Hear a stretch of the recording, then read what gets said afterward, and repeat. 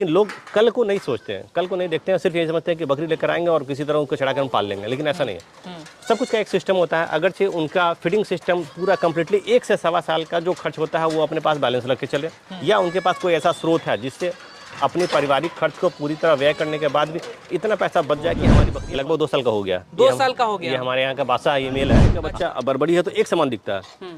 कुछ तो हम लोग पहचाने कि नहीं ये इस बकरी का बच्चा है, लेकिन सबको पहचानना बड़ी मुश्किल होती है। इसलिए हमने जैसे सब आपको दिख रहा है 70 नंबर की बकरी है, तो इसका बच्चा जो होगा ना ये भी 70 नंबर उसके ऊपर डाला होगा। 2 बच्चा होगा, 70 -1 70 -2 लिखा होगा उसमें। अच्छा। इट मीन दैट कि 70 नंबर का 1 नंबर बच्चा है और ये 2 नंबर बच्चा है। इस तरह दूसरी बार जो बच्चे देगी तो फिर उसको क्या लिखेंगे? ब्लैक बंगाल पालते हो, क्या सही में सक्सेस है? मेरे हिसाब से तो सक्सेस नहीं है। वो जमीन छोड़ के उठने के लिए तैयार नहीं होती, एक तो ये, दूसरा उनके पास दूध नहीं होता, तीसरा उनके बच्चे का जो ग्रोथ इतना स्लो होता है, इतना स्लो हमको लगता है कि 1 से 1.5 किलो होता है। फिटिंग सिस्टम है ना, वो किताबी भाषा के हिसाब से नहीं चलते। या हमारे ट्रेनर लोग जो हैं यहाँ पे बिहार में बहुत सारे ट्रेनर हैं जो ट्रेनिंग देते हैं, उनके हिसाब से भी हम नहीं चलते। लोग ढिंडोरा लेकर पीटते हैं कि नहीं ब्लैक बंगाल पालिए, ब्लैक बंगाल पालिए। हम ब्लैक बंगाल को सपोर्ट नहीं करते। आप भी कुछ मुर्गियां रखे हुए हैं, तो बताइए कि मुर्गी पालन करना क्या जरूरी है? नमस्कार, मैं विकास कुमार सिंह एक बार फिर आप सभी का स्वागत करता हूं मंथन एक नई सोच के एक नए एपिसोड में। दोस्तों आज मैं पहुंचा हूं बिहार का चर्चित गोट फार्म, सबसे बड़ा गोट फार्म उन्नत गोट फार्म, जहां पे काफी सारे बकरियां हैं। लगभग 400 की संख्या में यहाँ पे बकरियां। पूरी विस्तार पूर्वक जानकारी लेंगे। सर यहाँ पे मौजूद है। सर बहुत बहुत स्वागत है पहले आपका हमारे चैनल में। हमारे दर्शकों को एक छोटा सा परिचय दे दीजिएगा। सर आपका और आपके जितने भी व्यूअर हैं सभी का मेरे फार्म पे बहुत बहुत स्वागत है। ऐसे मेरा नाम जो हुआ वो शाहनवाज जी मेरा नाम हुआ। मेरा फार्म जो हुआ उन्नत गोट फार्म के नाम से जाना जाता है, जो कि कुरनी में हुआ, कुरनी मुजफ्फरपुर बिहार में हुआ। सर जी सर, पिछली बार आए थे उससे काफी बदलाव नजर आ रहा है। सर क्या क्या आपने फार्म में बदलाव किए, थोड़ा सा चलेंगे फार्म के अंदर और बताते चलेंगे सर। जी आइए सर दिखाते हैं सर। जैसा कि शायद आपके पुराने वीडियो में दिखा होगा लोगों को कि पहले जो हमारा फार्म था वो सामने वाला फार्म जो पालन घर जो लिखा हुआ वो दिख रहा होगा, सिर्फ वही था। ये वाला फार्म नहीं था शायद। जी और ये शायद आपके फार्म में दिख जाए, आपके वीडियो में ये दिख जाए कि हमने नया फार्म एस्टैब्लिश किया जब हमारे यहाँ बकरियों की संख्या अधिक होने लगी, और हमने सोचा कि नहीं इस कारोबार को आगे क्यों नहीं बढ़ाया जाए, बड़ा क्यों नहीं किया जाए। तो इसने हम सोचा कि हमारे फार्म की ज़रूरत थी, इसलिए हमने इस फार्म का निर्माण करवाया। सर आपके फार्म पे कितने बकरियां टोटल है? अभी हमारे फार्म पे लगभग 400 के आसपास में 400 की संख्या में बकरियां हैं। जी सर। और सर इस बार हम देख रहे हैं कि आप कुछ बोर भी रखे हुए हैं, तो ये बोर कब खरीदारी किए हैं, सब कैसे लाए? सर बोर तो पहले भी थी, लेकिन पहले कम थी। अब बोरों की संख्या हमारे पास लगभग 15 फीमेल और 1 मेल है सर। जी। और ये सब मंगाए थे महाराष्ट्र से, मंगाए थे निमकर से मंगवाए थे। महाराष्ट्र से मंगाए? थोड़ा सा दिखाएंगे हमारे दर्शकों को। जी क्यों नहीं सर। कितने दिनों पहले ये लाए थे सर? ये हमारे यहाँ लगभग 1.5 साल हो गया सर इसको। 1.5 साल पहले लाए थे? जी सर। अच्छा, छोटे छोटे बच्चे भी आए हुए हैं आपके फार्म पे? जी हाँ। अच्छा, ये छोटे वाले बच्चे आपके फार्म पे ही हुए हैं? जी, छोटे बच्चे जितने भी दिख रहे हैं वो सब हमारे फार्म के ही हैं सर। तो बोर्ड सेल कर रहे हैं कि केवल आप अपने लिए लाए हैं? नहीं, बोर्ड सेल भी कर रहे हैं सर। कितने बच्चे हमारे तैयार जो हुए हैं वो सेल भी हो चुके हैं सर। तो इसका क्या मैनेजमेंट है, थोड़ा सा हमारे दर्शकों को बताएंगे क्या?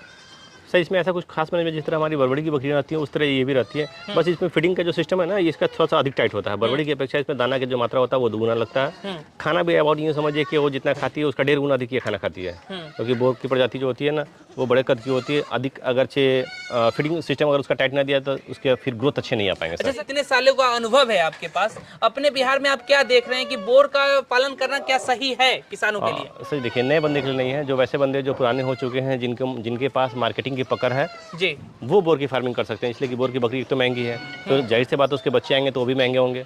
तो महंगे ब्रीड को मार्केट में बेचना इतना आसान नहीं होता है। जब पुराने हो जाए, जब सारी जानकारी ले लें, फिर बोर की फार्मिंग करें सर। कितना समय आपका ये फार्मिंग करते हुए गुजर गया है सर? सर मेरा फार्म जो ओपन हुआ था 10 नवंबर 2015 में ओपन हुआ था। लगभग यूँ कहा जा सकता है 8 साल तो गुजर गए सर, 9वां साल चल रहा है। 8 साल गुजर चुका है। तो आपके पास काफी अच्छा एक्सपीरियंस हो गया होगा सर। तो हमारे दर्शकों को बताइए कि जैसे बोर के साथ अगर बर्बरी का क्रॉस कराया जाए, तो जो किसान भाई अगर बोर के साथ बर्बरी का क्रॉस कराना चाहते हैं या फिर देसी नस्ल की बकरियों का करना चाहते हैं, तो क्या ये सक्सेस हो सकता है? एकदम सक्सेस है। उसका वेट गेन अच्छा आता है। मटन के पर्पज से अगर जो फार्मिंग करना चाहते हैं, मटन पर्पज से जो फार्मिंग करना चाहते हैं, उनके लिए बोर का ब्रीडर बहुत ही महत्वपूर्ण है, बहुत ही बढ़िया रहेगा सर। अच्छा, ये बड़े वाले कितने दिनों के होंगे लगभग? ये बोर्ड जो है लगभग 2 साल का हो गया। 2 साल का हो गया। ये हमारे यहाँ का बादशाह है, ये मेल है। अच्छा, ये बादशाह है? जी ये बादशाह है। अच्छा, देख सकते हैं इसकी क्वालिटी, ये फुल ब्लड का बोर्ड है और बड़ी जबरदस्त क्वालिटी का है सर। इसका वेट कितना होगा लगभग? इसका वेट अबाउट क्विंटल में है सर। क्विंटल में होगा? जी सर, जी सर। अच्छा, क्विंटल प्लस होगा, 1 क्विंटल 2 किलो 3 किलो के आसपास है सर। बड़ी तागड़ा वाला है। अगर किसी को मार दे तो पूरा एकदम? नहीं सर, मारता नहीं है सर। ये सब फीमेल है? बाकी जितनी भी ऐसा फीमेल है, सब फीमेल है। अबाउट 90% के आसपास में सारी फीमेल है सर। जी। अच्छा, बड़बड़ी सर इतनी संख्या में अभी आप रखे हुए हैं जी, और काफी संख्या में, अभी कितने संख्या में होंगी लगभग? वही हमने पहले कहा कि सर जी हमारे यहाँ बड़बड़ी की संख्या जो है अबाउट लगभग बोर को मैनेज करने के बाद 450 के आसपास आएंगी। 450? जी। अच्छा, इसका क्या मैनेजमेंट चल रहा है अभी? सर जी वो बरबड़ी में तो कोई दिक्कत होती नहीं है, जिस तरह का पहले का हमारा मैनेजमेंट था, बस फीडिंग सिस्टम जो हमारा टाइट रहता है, हमारी तरफ से कोई कमी से रहता नहीं है, इसलिए बरबड़ी हमारी अलहमदुलिल्लाह बहुत अच्छी है सर। बहुत अच्छी तरीके से जी सर। इसका सर फीड मैनेजमेंट, जैसे बहुत सारे ऐसे किसान भाई हैं, आप जैसे लोगों को देख करके वो सोचते हैं उस तरीके से करें, तो थोड़ा जानकारी के लिए हमारे दर्शकों को बताइए कि किस तरीके से उसका फीड मैनेजमेंट करते हैं, क्या क्या खान पान का उन विधि व्यवस्था है, थोड़ा बताइए। देखिए सबसे बड़ी बात है सर, जैसे आपने कहा कि फार्म पर डे खुलता है, जी 2-4-10 फार्म तो हमें लगता है पर डे खुलता है। अगर महीने में अगर 100 फार्म खुला तो इसमें 99 फार्म बंद होता है और एक आध फार्म ही चल पाता क्यों है। ऐसा क्यों हो रहा वो है? बंद क्यों होता है, तो ये किसी किसान भाई को ये सोचने की जरूरत है कि अगले का फार्म बंद हुआ, हमारा फार्म बंद ना होवे। जाहिर सी बात, हमने भी जिस दिन फार्म किया था, हम बहुत सारे फार्म को विजिट किए, हमने देखा कि बहुत सारा फार्म बंद हो चुका है। फिर मेरा मनोबल टूटा, लेकिन फिर हमने देखा कि नहीं, ये काम किया जा सकता, बढ़िया है। अच्छा सर, शुरुआत में हम देखते हैं कि जैसे कि लोग आते हैं गोट फार्मिंग में, जितने चाव से लोग आते हैं, फिर वो उनका जुनून जो है कुछ ही दिनों तक रहता है, लगभग 6 महीना साल भर होते होते उनका जो जुनून है उस तरीके का नहीं रहता है जिस तरीके का वो शुरुआत में आते हैं। बकरी पालन में ना 3 चीज़ का ध्यान रखना है। सबसे बड़ी बात कि जो बंदे की पूंजी लग रही है, जो बकरी पालन कर रहे हैं, उनकी अपनी इन्वॉल्वमेंट होनी जरूरी है। 1 मिनट की अपना वो खुद ध्यान दे बकरी पालन में, अपने सामने, अगर खुद नहीं करते हैं स्टाफ से करवाते हैं तो स्टाफ को अपने सामने करवाएं। बकरी के खाना पीने के समय में खुद रहें, बकरी को बीमारी का जो दवा वगैरह देना है वो सब खुद करवाएं। जब तक अपने खुद इन्वॉल्व नहीं रहेंगे, आप सोचेंगे कि हमने पूंजी लगा दिया, कोई बंदा कमा के दे, तो इम्पॉसिबल, ये नहीं हो सकता, नहीं हो सकता। दूसरा, आपने जो अभी कुछ दिन पहले कहा कि 2-4-6 महीने में लोग बैक कर जाते हैं, फार्म बंद हो जाती है। 2-4-6 महीने बैक होने का कारण क्या होता है, पालिए समझ लीजिए। जैसे हमने आज बकरी खरीद के लेके आया, हमारे पास पूंजी थी 1 लाख रुपया, हमने 1 लाख रुपये में जितनी बकरी हो सकती थी हमने खरीद के लेके आया। जाहिर से बकरी है हमारे दरवाजे पे, हमारे घर पे, हमारे फार्म में, तो वो पर डे खाएगी, चाहे 2 रुपये खाए या 10 रुपये खाए। कहीं ना कहीं से हमारी अगर 10 रुपये पर डे खाती है तो हमारी आमदनी भी कम से कम 15 रुपये होना चाहिए, ताकि 5 रुपये अपने घर पर भी खर्च करें और 10 रुपये बकरी में भी खर्च करेंगे। लेकिन लोग कल को नहीं सोचते हैं, कल को नहीं देखते हैं, सिर्फ ये समझते हैं कि बकरी लेकर आएंगे और किसी तरह उनको चढ़ाकर हम पाल लेंगे, लेकिन ऐसा नहीं है। सब कुछ का एक सिस्टम होता है। अगरचे उनका फीडिंग सिस्टम पूरा कंप्लीटली 1 से 1.25 साल का जो खर्च होता है वो अपने पास बैलेंस रख के चले, या उनके पास कोई ऐसा स्रोत है जिससे अपने पारिवारिक खर्च को पूरी तरह व्यय करने के बाद भी इतना पैसा बच जाए कि हमारी बकरियाँ पल सके, तभी जाके फार्मिंग करें। तीसरी सबसे अहम चीज़ क्या होती है कि इनके पास अपना खेत होना चाहिए, अपना खेत या लीज पर का खेत होना चाहिए, जिसमें हरा चारा सफिशिएंट मात्रा में लगा सके। ज्यादा मात्रा में एकदम बकरी जितनी यूँ कोशिश कीजिएगा, 10 बकरी है तो कम से कम 5 कट्ठा होना चाहिए, 20 बकरी है तो 10 कट्ठा होना चाहिए। इस तरह का हरा चारा जितना अधिक उनके पास हो जाएगा ना, उनके पॉकेट के ऊपर लोड नहीं पड़ेगा, और पॉकेट के ऊपर लोड नहीं पड़ेगा तो सिर्फ हमारा मेहनत जो है ना 1-1.25 साल किया जा सकता है, और इंतजार किया जा सकता है कि 1-1.25 साल अगर खींच लेते हैं तो इंशाल्लाह हमारा जो आय है वो दुगुना लगभग हो जाएगा। सर अगर हम ये सवाल आपसे करें कि अगर कोई बकरी पालन करना चाहता है और उसके पास मात्र 2 लाख रुपए है, तो क्या वो किस तरीके से उन पैसे को इन्वेस्टमेंट करे, किस में कितना इन्वेस्टमेंट करे, बकरियों में कितना इन्वेस्टमेंट करे, फार्म में कितना इन्वेस्टमेंट करे, और किस तरीके से करे जो उनका फार्म सफल हो एक छोटे किसान के लिए खास तौर पे? सर जैसे आपने कहा कि 2 लाख में शुरू किया जा सकता है, एकदम 100% शुरू किया जा सकता है। 2 लाख में क्या होता है कि अपने फार्म पे जो खर्च करना है, फार्म पे बहुत अधिक नहीं खर्च करना है। जैसे आप हमारा फार्म देख रहे हैं, अलहमदुलिल्लाह बड़ा फार्म है। बड़ा फार्म कब है, जब हमने बकरी से कमा कर ही इतना बड़ा उसका सेट बनाया। बकरी को ताजमहल की कोई जरूरत नहीं, बकरी अगर झोपड़पट्टी में भी होगी तो उतना ही पैसा कमा के देगी जितना ताजमहल में कमा के देगी। बट इशू ये होता है ना कि बकरी को जो रहन सहन, उसका आवाज़ देना, इतना देना, जैसे बारिश होता है हमारी बकरी भींगे नहीं, धूप बहुत जाती है तो बकरी हमारी व्याकुल ना होवे, परेशान ना होवे, इन सब चीज़ों का ख्याल करना। और जितना सस्ता से सस्ता हो सकता है उतना सस्ता फार्म बनाए। सर फूस का बनाते हैं, जिसको मरई के बोलते हैं, बांस वगैरह से बनाते हैं, फूस और बांस से बनाते हैं, तो उसमें इन्वेस्टमेंट बहुत अधिक नहीं होता। उसमें 30 से 40 हज़ार में फार्म बन जाएगा। अगर 40 हज़ार में फार्म बनाते हैं तो लगभग हमारा 1,60,000 बच गया। 1,60,000 में से 20,000 रुपये हम उसके दाना वगैरह के लिए बचा लेते हैं 1 साल में।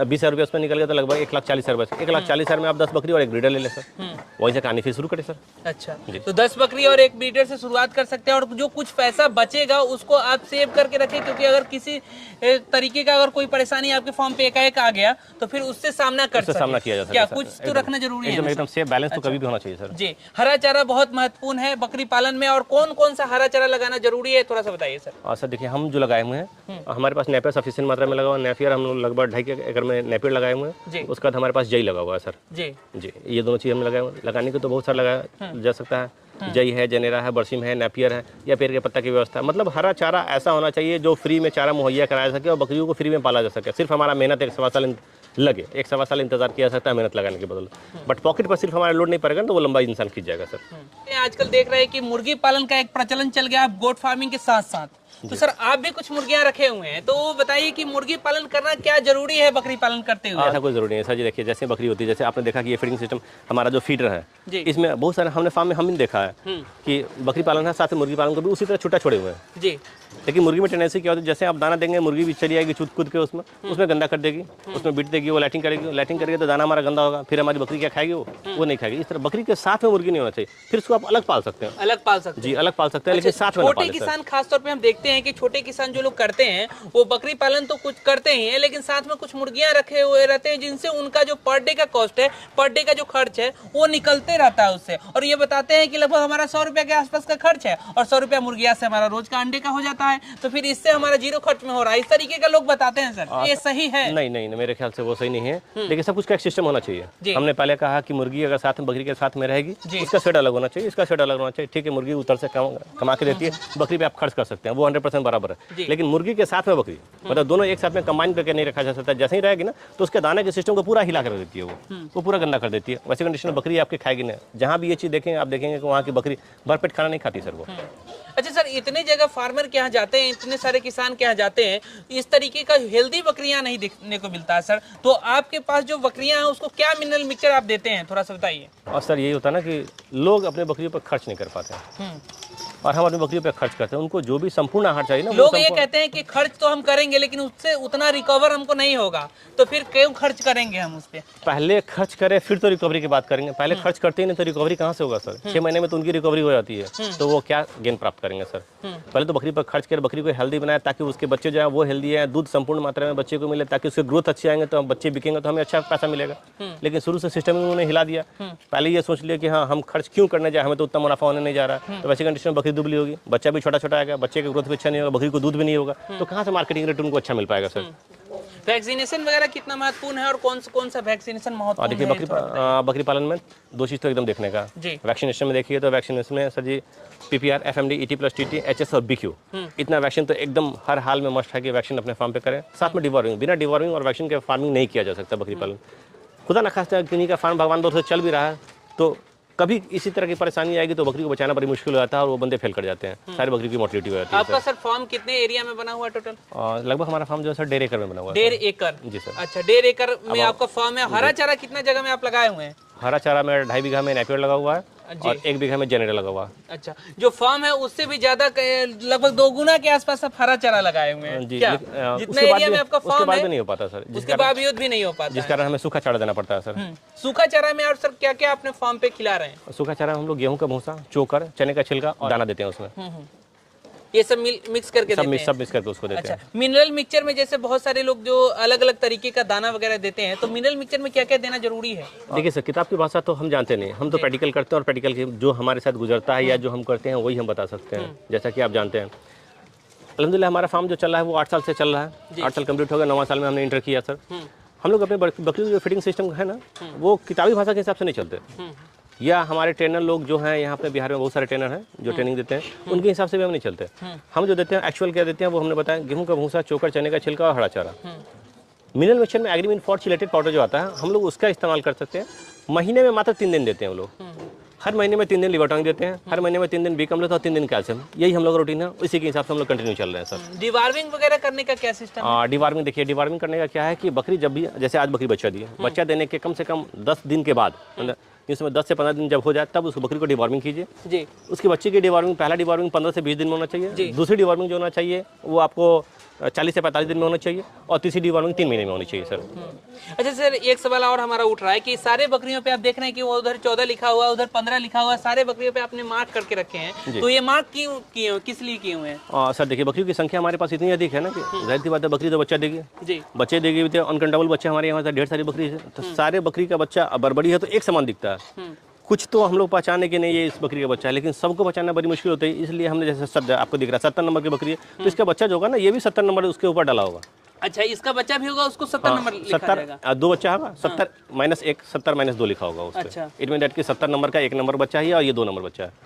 इस तरह छोटी बॉल। दूसरी बार जो बच्चे देगी तो फिर उसको क्या लिखेंगे आप? फिर उसमें भी 70 नंबर लिखाएगा सर। अच्छा, उसमें भी 70 नंबर लिखा जाएगा सर। उसमें भी जब तक तो ये छोटा वाला बच्चा 6 महीने होने के बाद वो सेल हो चुका होता है ना हमारे यहाँ, हमारे तो बच्चा रुकता नहीं है सर। अच्छा सर, बहुत सारे फार्म पे हम जाते हैं कि अपने लोगों को देखते हैं कि इनब्रीडिंग की समस्या देखने को मिलता है, लोग उनकी बकरियां ग्रोथ नहीं कर पाती हैं, तो सर इनब्रीडिंग की समस्या ना हो इसके लिए आप क्या करते हैं? और सर देखिए होता क्या है कि लोग ब्रीडर एक बार रख लेते हैं ना तो खानदानी पूरा लेके चलते हैं। वैज्ञानिक पद्धति है उसके हिसाब से चलना चाहिए। हम लोग जान रहे हैं कि इनब्रीडिंग इट मीन दैट कि उसके रिलेशन से किसी भी तरह का उनका रिलेशन अगर चाहे उसके मेल गोट से अगर जुड़ता है इट मीन दैट कि उससे उसको क्रॉस नहीं करवाना चाहिए। नहीं करवाना चाहिए। हम लोग क्या करते हैं कि हम लोग अपने यहाँ सिर्फ जो हमारा फर्स्ट जनरेशन हमारे यहाँ हम लोग उसी को लेकर चलते हैं। उसके बाद भी जैसे ही 1 साल गुजरता है हमारे यहाँ हम अपने मेल को चेंज कर देते हैं। मैंने एक ब्रीडर को 1 साल नहीं रखना है अपने फार्म? नहीं, 2 साल तक रख सकते हैं। 2 साल तक? 2 साल तक एक आध बार तो क्रॉस करवाया जा सकता है, क्योंकि छोटे किसान के लिए हर साल ब्रीडर चेंज, ब्रीडर तो सस्ता मिलता है, ब्रीडर तो महंगा आता है। जी जी। हर साल तो चेंज नहीं किया, लेकिन 2 साल तक किसी तरह चला लीजिए। 2 साल में लेकिन हड़ाल में चेंज कर दिए। हम क्या करते हैं कि हर साल अपने ब्रीडर को चेंज करते हैं सर। जबकि हमारे यहाँ जो भी पटिया हमारे यहाँ तैयार होती है हम अपने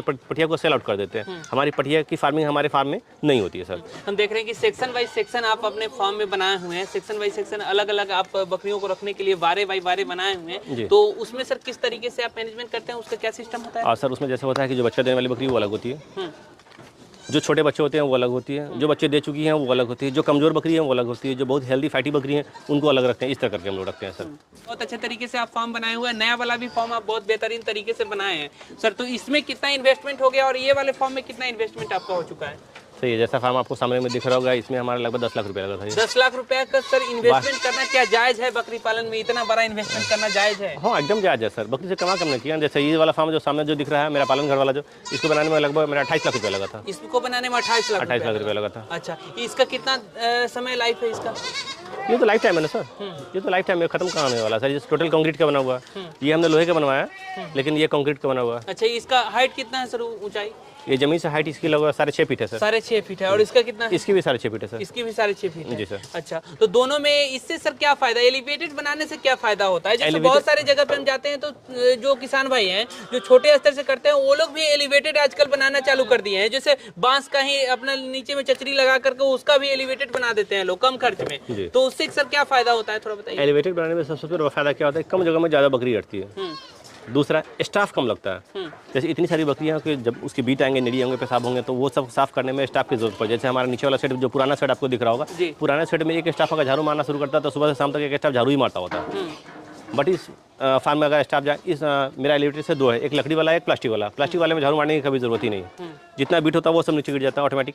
लकड़ी वाले में रफली एक बार झाड़ू लगता है जो आधा घंटा में पूरा लगा देता है, इसलिए उसमें स्टाफ की कमी उसे महसूस नहीं होती सर। कितने स्टाफ हैं आपके फार्म पे? हमारे फार्म पे 4 स्टाफ हैं, बाकी 2 भाई हम लोग हैं। अच्छा, 4 स्टाफ हैं, वो पूरा मैनेजमेंट आप देख लेते हैं? जी जी, ठीक है। कितने बच्चे साल का आ जाते होंगे? हमारे फार्म में जो बकरी बच्चे जो आते हैं लगभग 250 से 300 के आसपास। 250 से 300 बच्चे आ जाते हैं? जी जी सर। हर साल? हर साल। और उसको फिर क्या करते हैं आप फिर? जैसे 6 महीने का होता है, 6 महीने से लेकर 8 महीने के बीच में उसको हम सेल आउट कर देते हैं। सेल आउट कर देते हैं? जी सर। मैंने उसको तैयार नहीं करते हैं? नहीं सर। कितना बच्चा तैयार करें, कितना फार्म बनाएगा? कितने मेल फीमेल आते होंगे, कुछ संख्या? लगभग सर जी 50-50 रहते हैं सर। लगभग 50-50। कभी 60-40 गया, कभी 50-50 गया, यही होता है सर। सर ये बताइए कि जैसे बड़बड़ी एक अगर कोई किसान भाई रखता है तो सर एक बड़बड़ी से साल का कितना कमा सकते हैं वो? हाँ सर जी, अगर बड़बड़ी की अच्छी ब्रीड उनके पास होती है तो एक साल में एक बकरी लगभग 25 से 30 रुपये उनको कमा के देगी। 25 से 30 हजार रुपए कमा के दे देंगे? जी सर। एक बकरी? अच्छा, कितने बच्चे साल का हुआ आएंगे उनके पास? 12 से 13 महीने में 2 4 बच्चे आते हैं। 4 बच्चे आ जाएंगे। ना खास एक बच्चे की अगर मोटिलिटी भी होती है तो 3 बच्चे उनके पास आ जाएंगे सर। जो किसान भाई ब्लैक बंगाल पालते हैं क्या सही में सक्सेस है?